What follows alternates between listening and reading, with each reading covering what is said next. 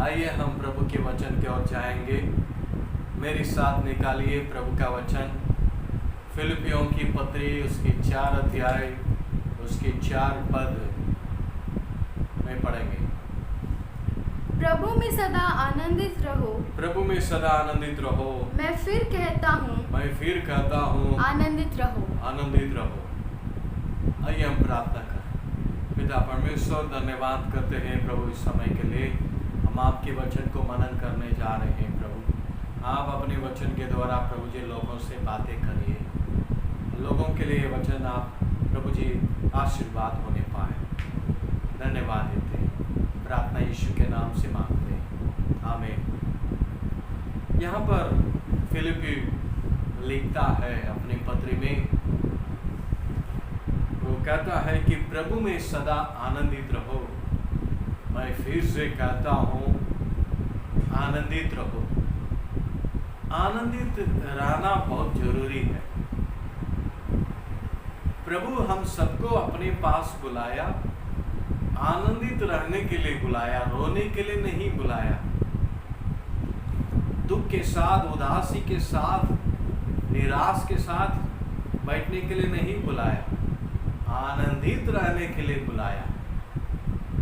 यीशु मसीह अपनी चेलों के पास जब गया, जी उठने के बाद 40 दिन प्रभु यीशु मसीह चलता फिरता रहा इस दुनिया में। जी उठ गया, मूर्तों में से जी उठकर 40 दिन प्रभु अपने चेलों के साथ दिखाई दिया, उनका प्रचार किया, उनको समझाया, उनके लिए प्रार्थना भी की। तब एक दिन प्रभु जब सबसे पहला जब प्रभु अपने चेलों को दर्शन दिया और उन्होंने यही कहा कि तुम्हें शांति मिले।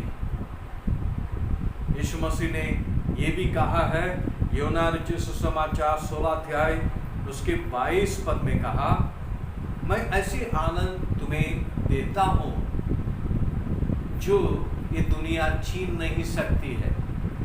यीशु ने कहा अपने चेलों से कि मैं ऐसी आनंद मैं तुम्हें दूंगा जो दुनिया छीन नहीं सकती है।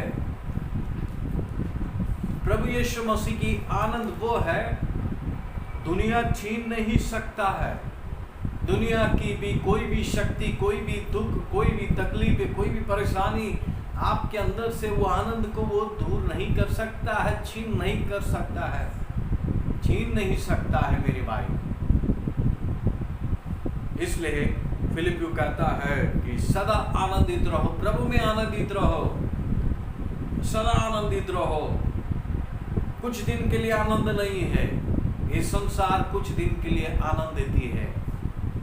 जब तक पैसा भरा रहेगा पॉकेट में तब आनंदित है आदमी रहता है। जब तक घर में सारे चीज भरा रहता है तब आनंदित रहता है।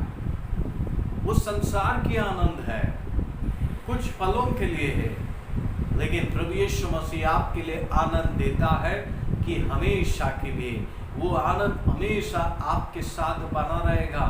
दुख में, सुख में, तकलीफ में, परेशानी में, हर समय वो दुख में प्रभु की शांति, प्रभु की आनंद आपके साथ बना रहेगा मेरे भाई। तो इसलिए आइए हम देखते हैं, सदा आनंदित रहो, हर एक परिस्थिति में आनंदित रहो।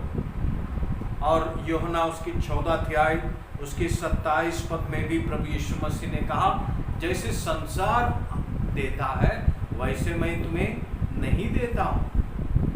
14 अध्याय उसकी 27 पद।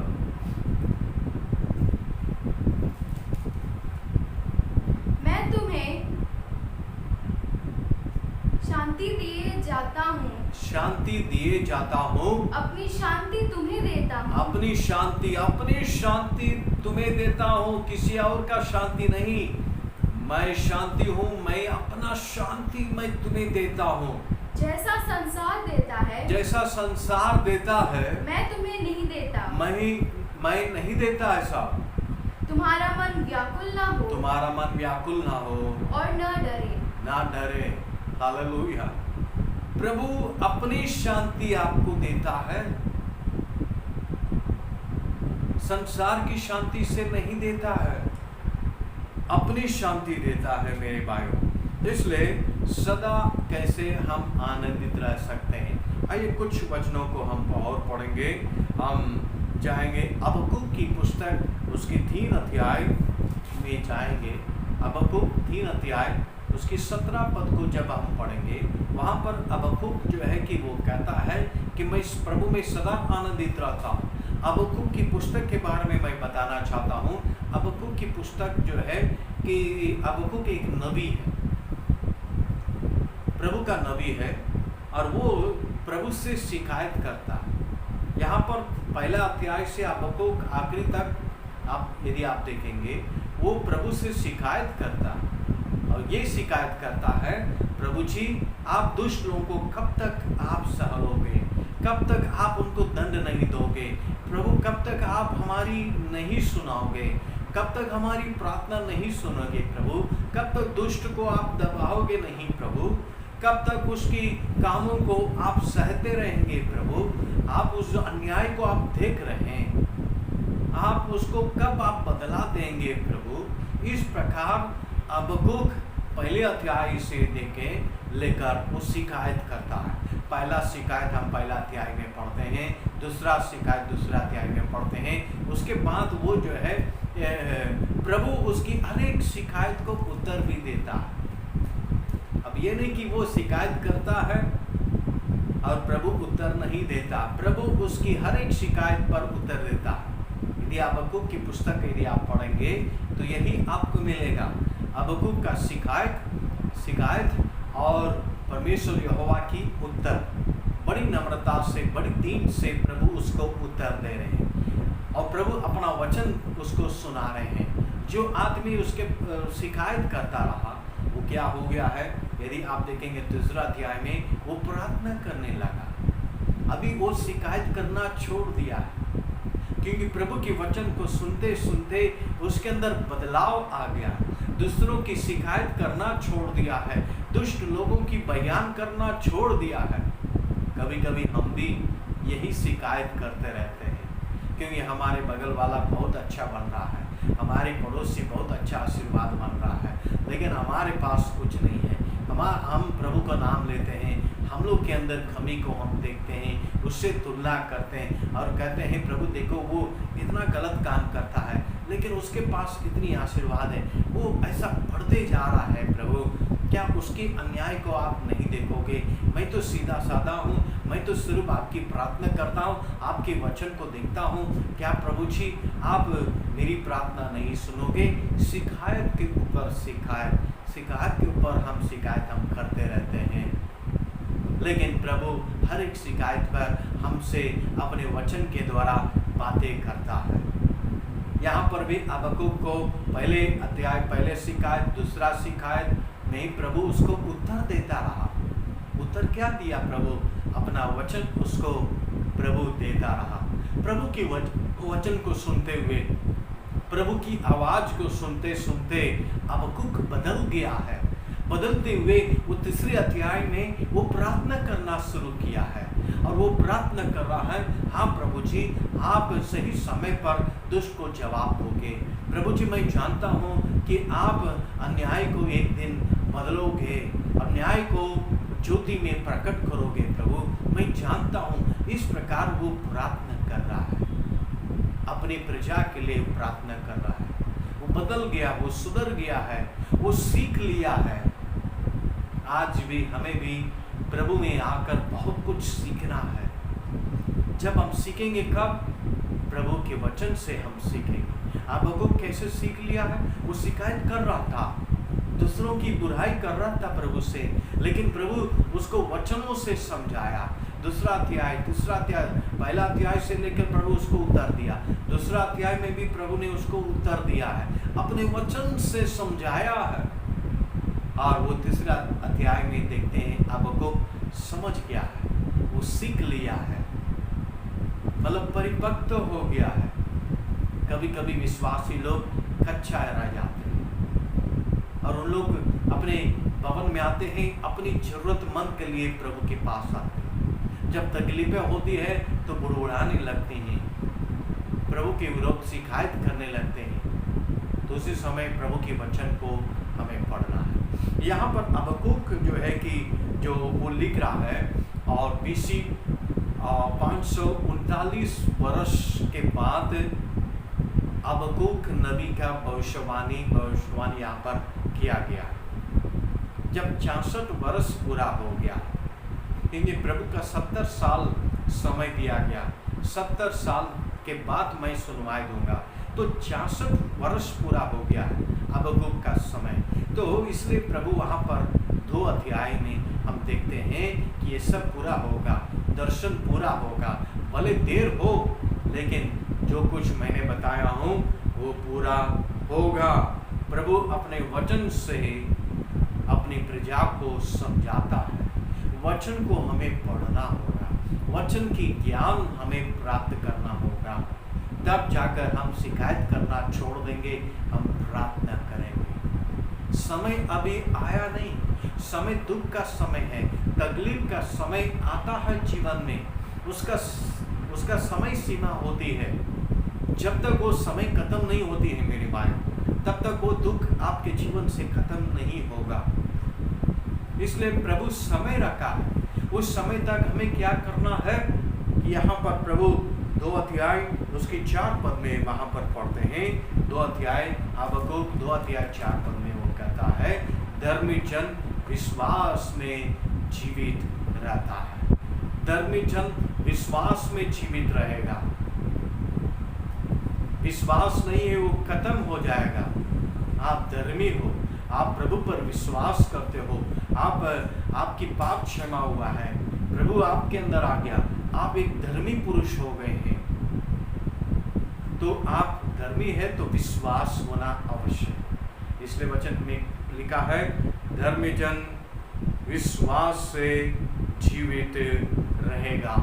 इस बात को हबक्कुक समझ गया है, इसलिए वो कहता 3 अध्याय अब पढ़िएगा 17 पद को, वो क्या बोल रहा है वहां पर, सुधर गया है।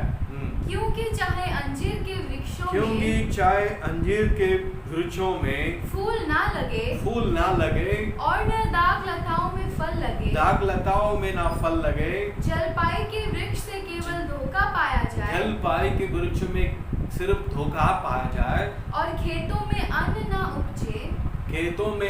ना उपजे, भेड़शाला में भेड़ बकरियां ना रहे, और न थानों में गाय बैल रहे, तो भी मैं यहोवा के कारण आनंदित और मगन रहूंगा। और अपने उद्धारकर्ता परमेश्वर के द्वारा अति प्रसन्न रहूंगा। चाहे अंजीर के पेड़ में फल ना लगे, चाहे भेड़शाला में भेड़ बकरी ना रहे, चाहे कुछ भी मिले ना मिले, मैं प्रभु में आनंदित रहूंगा। प्रभु में आनंदित रहना सीखना। हम चीजों में आनंदित रहना सीख लिए, पैसों में आनंदित रहना सीख लिए हैं, संसार की चीजों से हम आनंदित रहना सीख लिए हैं। इसलिए हमारे मन में कुड़कुड़ापन आ जाता है। हम प्रभु में आनंदित रहना सीख के हबक्कुक यहाँ सीख लिया, और पहला 2 अध्याय में वो शिकायत करता था, लेकिन 3 अध्याय में वो समझ गया है। प्रभु की वचन सुनते सुनते, पढ़ते पढ़ते उसको वो ज्ञान मिल गया है। आज प्रभु के लोगों के लिए ज्ञान की आवश्यकता है। आज हम और आपको उस प्रभु की वचन की ज्ञान की आवश्यकता है, और कुछ नहीं है। ज्ञान के बिना हम परेशान हो जा रहे हैं। इसलिए प्रभु के वचन को आप पढ़ो, प्रभु के साथ मिले जुले रहो और ध्यान किया करो प्रभु को, तब जाकर जो है कि आप प्रभु की आनंद आपके जीवन में परिपूर्ण होता रहेगा। हमेशा आप खुश रहेंगे, प्रभु में सदा आनंदित रहेंगे। हर एक सर्कमस्टेंसेस में, हर एक परिस्थिति में आपका दिल प्रभु में मगन होता रहेगा मेरे भाइयों। तो इसलिए कि धर्मी अपने विश्वास से जीवित रहेगा। विश्वास के साथ हमें आगे बढ़ना है। तो इसलिए प्रभु ने कहा कि अब ये दर्शन पूरा होने वाला है। दर्शन पूरा होने का मतलब कि दुष्ट अभी खत्म होने जा रहा है। दुष्ट को मैं बेबीलोन की राज्य को गिरने जा रहा हूँ, तब मैं अपने लोगों को मेरे पास बुलाऊंगा। तब तक क्या करो, तुम प्रार्थना में लगे रहो, विश्वास के साथ चलना सीखो। धर्मी जन जो है कि विश्वास में जीवित रहेगा। और उसके बाद हबक्कुक 3 अध्याय उसके 18 पद को भी यदि आप पढ़ेंगे, वहां पर लिखा, यहोवा के कारण आनंदित और मगन रहूंगा और अपने उद्धारकर्ता परमेश्वर के द्वारा अति प्रसन्न रहूंगा। किसके कारण आनंदित है वो? अंजीर के पेड़ में जो फल नहीं है, वृक्ष में जो है कि फल नहीं है, कुछ भी नहीं, भेड़शाला में ना भेड़ बकरी दिख रहा है, कुछ भी नहीं दिख रहा है, सब कुछ अंधेरा है, कहीं भी संभावना नहीं दिख रहा है। फिर भी अब वो कह रहा है कि प्रभु मैं यहोवा के कारण आनंदित रहूंगा, यहोवा के कारण आनंदित और मगन रहूंगा और अपने उद्धारकर्ता परमेश्वर के द्वारा अति प्रसन्न रहूंगा। हालेलुया। आज हम किस में हम प्रसन्न रहते हैं? क्या प्रभु में प्रसन्न रहना आप सीखिए हैं? प्रभु में आनंदित रहिए, प्रभु के साथ उठिए बैठिए, प्रभु की स्तुति भजन गाते रहिए, तब आपकी आनंद कोई नहीं छीन सकता है। यीशु मसीह ने साफ साफ कहा है, यूहन्ना 16 अध्याय उसकी 22 पद में हम पढ़ चुके थे कि मैं ऐसी शांति ऐसी आनंद मैं तुम्हें दूंगा जो संसार छीन नहीं सकता है। संसार छीन नहीं सकता का मतलब संसार की शक्तियां, संसार की दुख, संसार की तकलीफ है, परेशानियां है, कमियां है, और वो शांति को जो मैंने तुम्हें दिया हो छीन नहीं सकता है। और उसके बाद हम देखते 14-27 में, जैसे संसार तुम्हें शांति देती है वैसी शांति मैं तुम्हें नहीं देता हूँ। संसार तुम्हें धोखा देती है, संसार के लोग तुम्हें धोखे में तुम्हें शांति आनंद का पाठ पढ़ाते हैं, नहीं, मैं अपनी शांति मैं तुम्हें देता हूँ। क्या प्रभु जी की शांति क्या आपके दिल में है? वो जरूरी है मेरे भाइयों। यदि वो नहीं है तो आपको कोई आनंदित नहीं कर सकता है, कोई मगन नहीं कर सकता, आप हमेशा दुख रहोगे। भजन संहिता की पुस्तक 105 और उसकी 3 पद में हम पढ़ते हैं, वहाँ पर दाऊद क्या कहता है, यहोवा के खोजियों के हृदय में आनंदित हो। यहोवा की खोजियों के हृदय आनंदित रहेगा। जो प्रभु की खोजने वाले, प्रभु के वचन को खोजने वाले और प्रभु के वचन को मनन करने वाले, प्रभु में ही वो क्या करेंगे? आनंदित होंगे। और उसके बाद भजन संहिता 119 अध्याय में देखते हैं, मैं तेरे वचन के कारण हर्षित हूँ। प्रभु का दाऊद कहता है, मैं तेरे वचन के कारण हर्षित हूँ। आज हम प्रभु के वचन पढ़ते ही नहीं है तो हर्षित कहाँ से होंगे?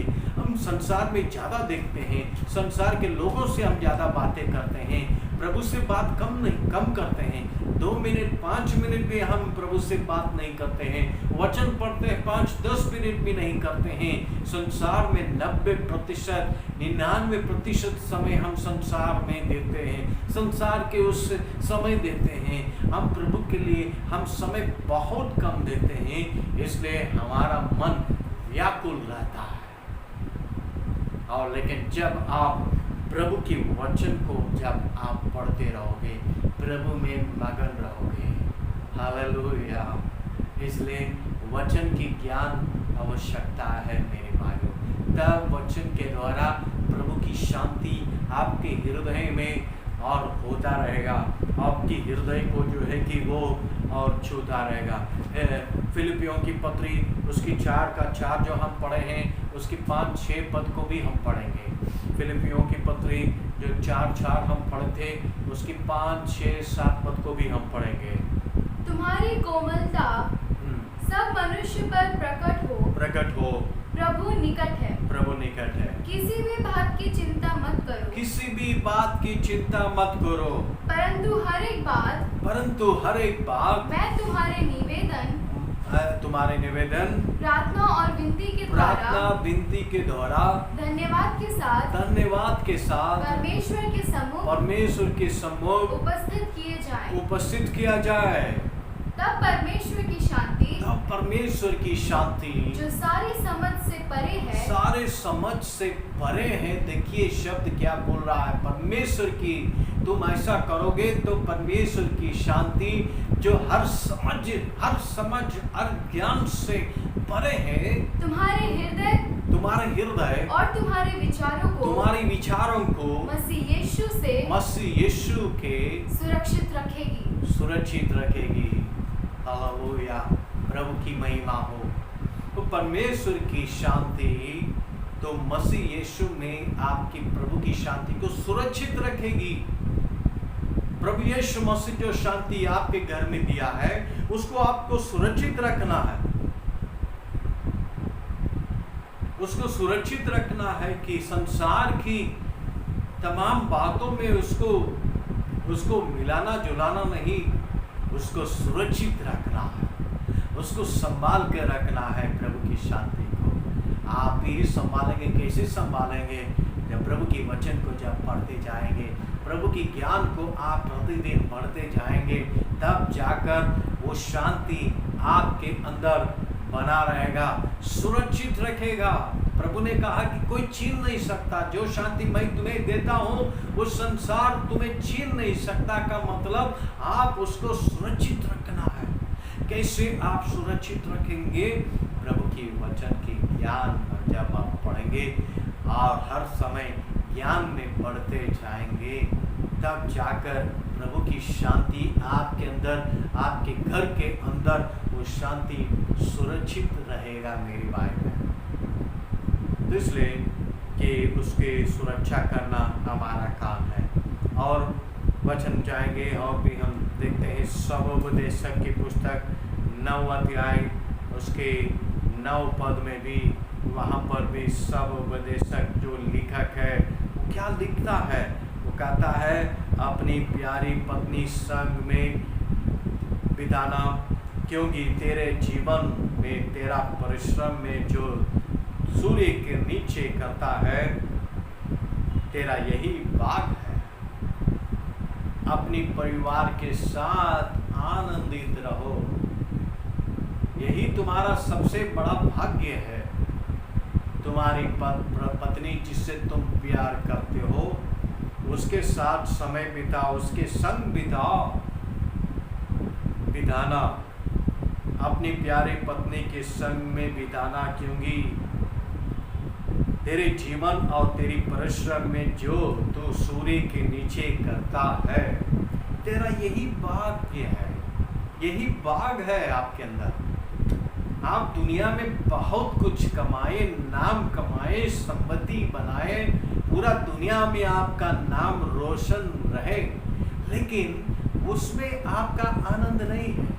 वो आनंद तो खत्म हो जाएगा, खत्म हो सकता है, लेकिन असली आनंद परमेश्वर पिता आपकी परिवार में दे रखा है। जो आपकी पत्नी है, जिससे तुम प्यार करते हो, आपके बच्चे हैं, वही तुम्हारा आनंद है, वही तुम्हारी संसार है। आज लोग को देखते हैं अपनी परिवार को छोड़ देते हैं, पूरा दुनिया में अपना नाम रोशन करते हैं, अपना नाम को बहुत बड़ा करते हैं लोग, लेकिन अपनी पत्नी पर ध्यान नहीं देते, अपने बच्चे पर ध्यान नहीं देते। उसमें जो आनंद है परिवार के साथ, उस आनंद को लोग छोड़कर दुनिया में चले जाते हैं आनंद को ढूंढने के लिए, खुशियों को पाने के लिए आदमी संसार के कोने कोने पर चले जाता। प्रभु कहता रे तुम कहाँ भाग रहे हो? आनंद तो तुम्हारे अंदर है, तुम्हारी परिवार में वो आनंद है, तुम्हारी पत्नी के साथ तुम्हारा वो आनंद मिलेगा, तुम्हारी परिवार में मैंने आनंद दे रखा हूँ। यही भाग्य है, यही भाग हमें मिला है, और भाग सारी भाग खत्म हो जाएगा और संसार की हर एक चीज खत्म हो जाएगा, लेकिन असली आपकी परिवार ही रुकेगा और बाकी सब निकल जाएगा। जितनी घटना हमारे देश में पिछले दिनों में हम देखते हैं, कितने बड़े बड़े लोग, बड़े बड़े गुंडे, बहुत सारे लोग बहुत कुछ कमाया, लेकिन आज में रखा क्या है? सिर्फ उसके परिवार, उसके बच्चे और कुछ नहीं है। उसके लिए बोलने के लिए उसकी पत्नी है, उसके लिए जवाब देने के लिए उसका बच्चे हैं। दुनिया में सब कुछ खत्म हो जाएगा, लेकिन आपकी पत्नी, आपके बच्चे, आपकी परिवार आपके साथ हमेशा रहेंगे। इसलिए प्रभु ने कहा, यहाँ पर लिखा है कि सूर्य के नीचे करता है उस सब में यही तेरा भाग्य है। और उसके बाद देखते हैं शब्दोपदेशक की पुस्तक 3 अध्याय उसकी 12 और 13 पद।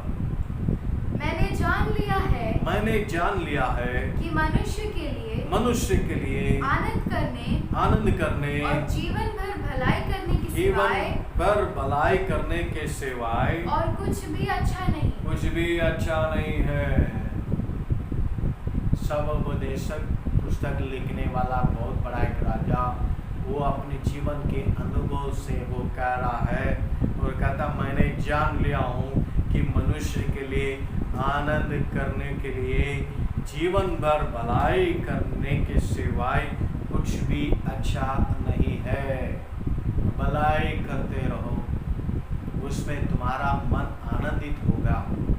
किसी को मदद करो, किसी को उठाओ, किसी को सही मार्ग बताओ, सही मार्ग पर उसको ले चल, उसी में आपको आनंद मिलेगा।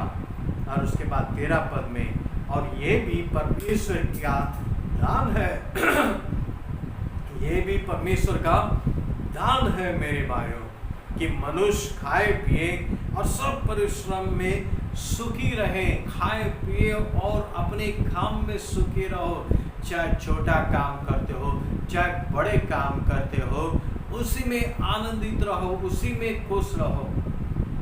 लेकिन आज आदमी बहुत बड़ा सोचता है, अपने औकात से बहुत बड़ा ज़्यादा सोचता है। करना चाहिए, कोशिश करना चाहिए, लेकिन जो हमारे पास है, जितना हमारे पास है, उसी में सुखी रहो, उसी में खुश रहो। जैसा भी हमारी परिवार, छोटा हो बड़ा हो, थोड़ी कमाई हो ज़्यादा कमाई हो, छोटा नौकरी हो बड़ा नौकरी हो, लेकिन आनंद आपके पास है, उस नौकरी में नहीं है। आनंद में रहना, खुश रहना, सुखी रहना। इसलिए कहते हैं छोटी छोटी बातों में क्या करो, खुशियाँ ढूंढ ले। छोटी छोटी सी बातों में आनंदित रहो, खुशियाँ मनाओ। प्रभु यही चाहता है। इसलिए यहाँ पर फिलिपियों की पत्री में लिखा है, सदा आनंदित रहो। हर समय, हर परिस्थिति में प्रभु में सदा आनंदित रहना बहुत जरूरी है मेरे भाई। तो कब रहेंगे? जब प्रभु के वचन को पढ़ेंगे, ज्ञान को प्राप्त करेंगे, तब आनंद।